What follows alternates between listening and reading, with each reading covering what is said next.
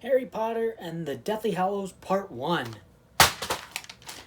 has Harry, Ron, and Hermione go on a hunt down Horcruxes to weaken Voldemort to finally have Harry kill Voldemort to end his reign of terror.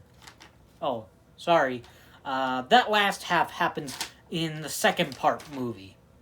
So, I've seen this movie once, and I actually kind of liked it the first time I watched it.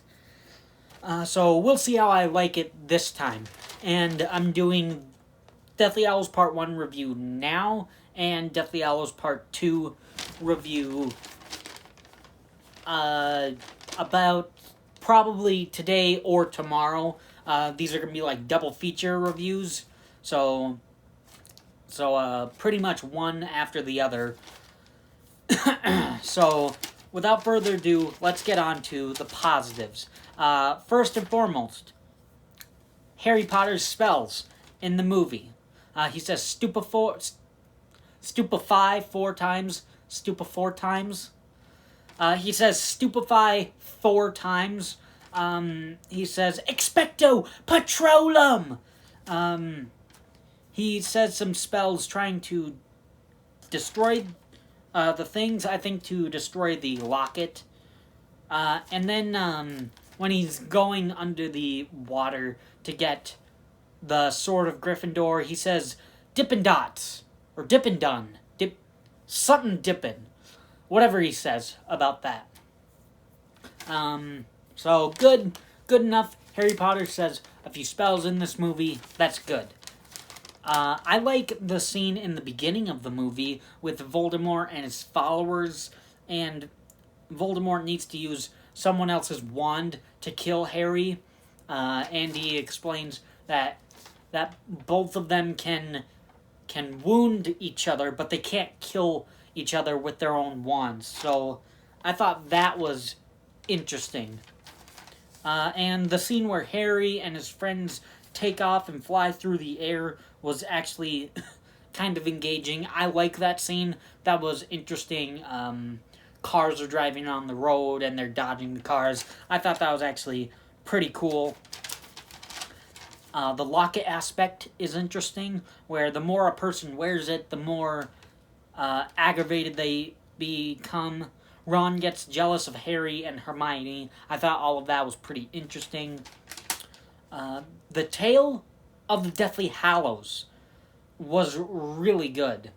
Deathly Hallows with the 3 brothers, I thought that was just really good. This is like the best scene of the movie. The animation of that scene breaks up the movie, and the tale is interesting.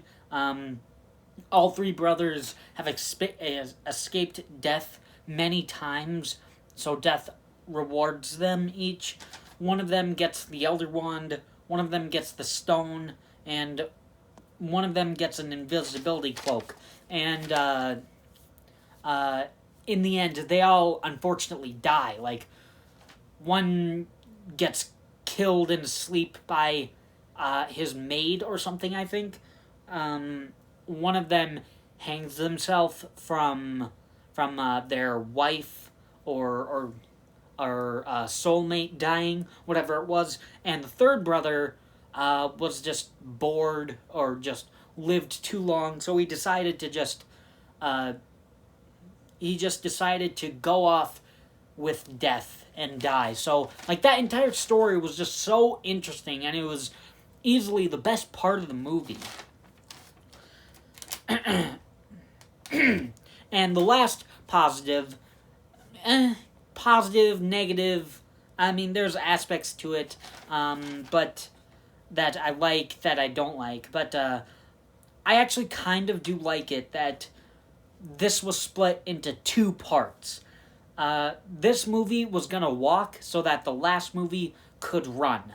I don't think I would honestly like a 3.5 hour movie of this, because I think it would be exactly like what 2 movies are now, and I think it would make this movie kind of mixed if it was one huge movie, of where first part's good but it's boring, but the second part is where it really takes off and it's really engaging. I think it would be half and half, or maybe a little. I think it would be a little over half in my ranking. So just because it would be the ending, so it probably wouldn't be strictly in the half, but it wouldn't be great.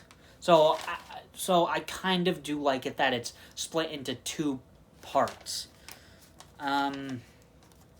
So with that being said, the negative, the dark side, the bad part of that is this movie is kind of slow.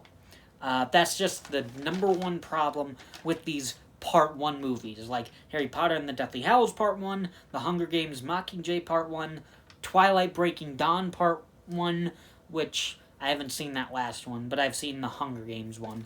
And it follows through with this one, where this is just really, really slow. But that's honestly the only negative I have, even though it's a big negative, because it's throughout pretty much the entire movie. So, in the end, I think this is okay. I kind of compare this to the Half-Blood Prince as setup movies, but I would say this is better because it's setting up the finale. It's like, this really does feel like the end of the franchise, and it feels like one part of the end of the franchise. So, Harry Potter and the Deathly Hallows Part 1, I think it is a pretty good setup to Deathly Hallows Part 2. So this movie is completely fine. That's my review on Harry Potter and the Deathly Hallows Part 1. Thanks for watching.